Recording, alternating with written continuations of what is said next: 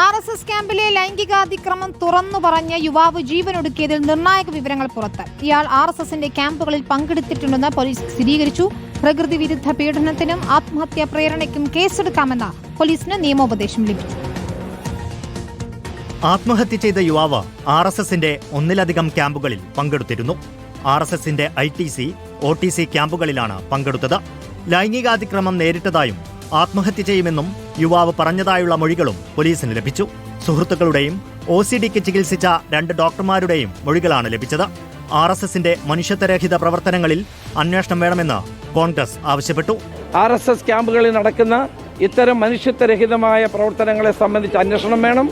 RSS ശാഖകളിൽ ക്രിമിനലുകളെ വളർത്തുകയാണെന്ന് DYFI ആരോപിച്ചു. DYFI ആവശ്യപ്പെടുന്നത് ഇത് സംബന്ധിച്ച് കൃത്യമായ പ്രതികരണം നടത്താൻ, ഈ ദാരുണമായിട്ടുള്ള ഈ സംഭവം ഒന്ന് വിശദീകരിക്കാൻ RSSന്റെ നേതൃത്വം തയ്യാറാവണം എന്നുള്ളതാണ്. വിഷയത്തിൽ RSS തന്നെ അന്വേഷണം ആവശ്യപ്പെട്ടിട്ടുണ്ടെന്നായിരുന്നു കേന്ദ്ര സഹമന്ത്രി ജോർജ് കുര്യന്റെ പ്രതികരണം.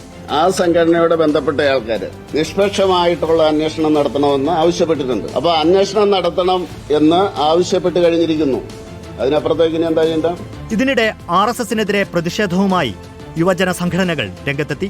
കോട്ടയം കാഞ്ഞിരപ്പള്ളി DYSP ഓഫീസിലേക്ക് യൂത്ത് കോൺഗ്രസും DYFIയും പ്രതിഷേധ മാർച്ച് നടത്തി. യൂത്ത് കോൺഗ്രസ് പ്രതിഷേധ മാർച്ച് സംഘർഷത്തിൽ കലാശിച്ചു. റിപ്പോർട്ടർ, തിരുവനന്തപുരം.